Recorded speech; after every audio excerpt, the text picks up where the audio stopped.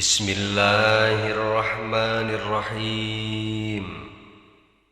Kamari parantos dijelaskan bahwa seluruh makhluk bakal maut, tidak ada satupun yang tersisa, kabeh bakal maut kecuali Allah. Sakumaha dawuhan Allah, kullu syai'in halikun illa wajhah. Saparantosna kamari nyarioskeun kehancuran laut, gunung, bumi, dan lain sebagainya, termasuk malaikat Jibril, Mikail, Israfil, sareng malaikat hamalatul arsy, seluruhna parantos maut. Tinggallah tersisa satu makhluk, nyaeta malaikat maut. Kusabab malaikat maut ge termasuk makhluk Allah, atuh pasti kudu ngasaan maut heula. Numutkeun kitab Daqal Iqul Akhbar, akhir hayat malakal maut eta aya dua riwayat. Wa fi khabarin akhar, summa ya'murullahu biqabdi ruhi nafsihi. Sareng dicarioskeun tina khobar anu lain, saparantosna seluruh makhluk hancur, kemudian Allah marentahkeun ka malaikat maut pikeun nyabut nyawana sorangan. Fayaji'u ila maudi'in bainal jannati wan nari. Kemudian ieu malaikat maut teh datanglah ke hiji tempat anu aya di antara surga jeung neraka. Wa yaj'alu basarahu ila samai.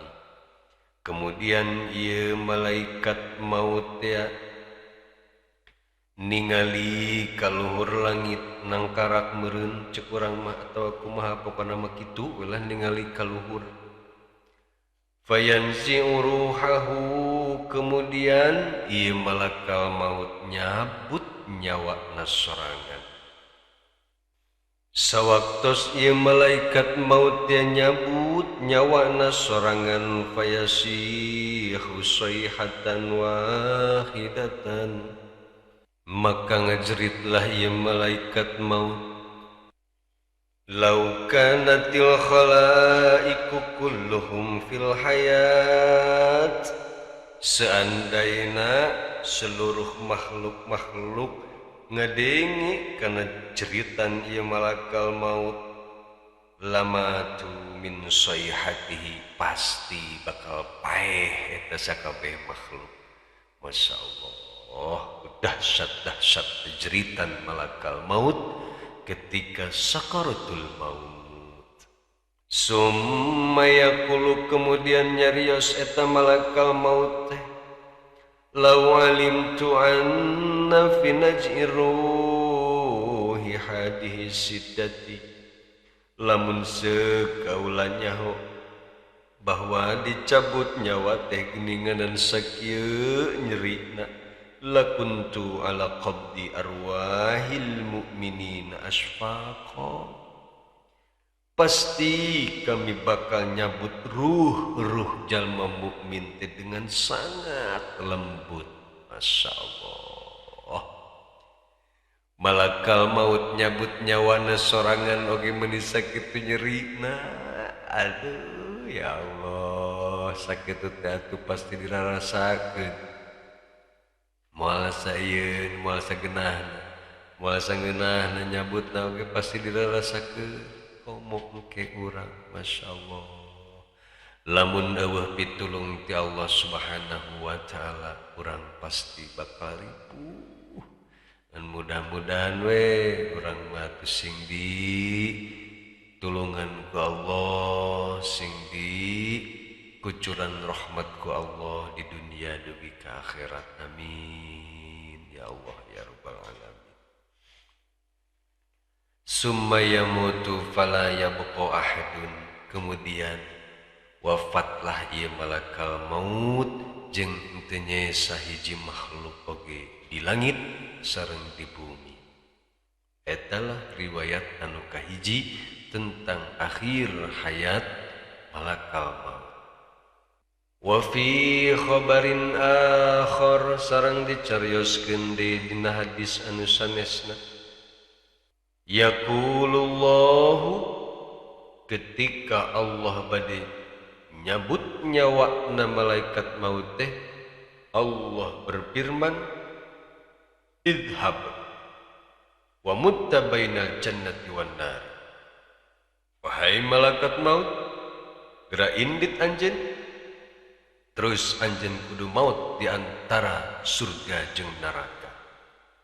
Fayak mutu hunaka, kemudian mautlah ieu malaikat maut di dinya, wala yabqa syai'un ghairullah, jeung teu nyesa hiji perkara oge selain Allah Subhanahu wa ta'ala.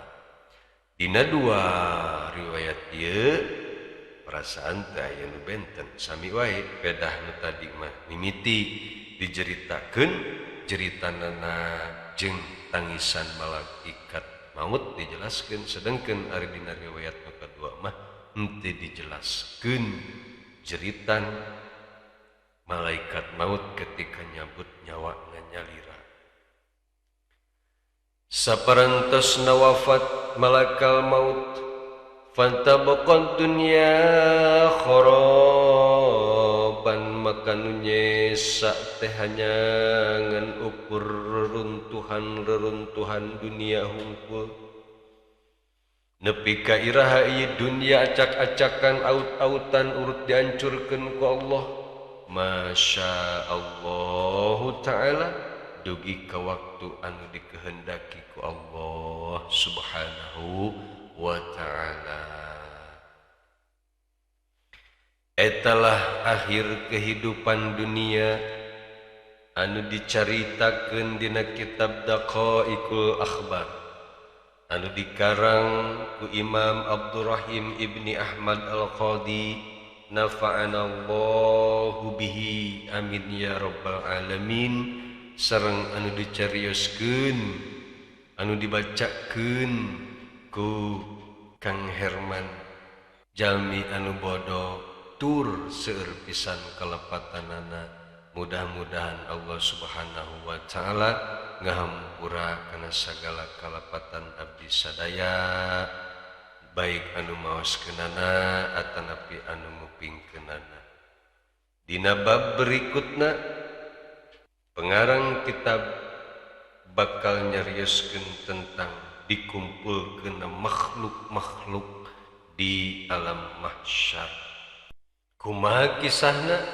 Al-babus salisu wal ishruna fi dzikri ma yahsyurullahu minal khalaiqi wallahu a'lamu bissawab.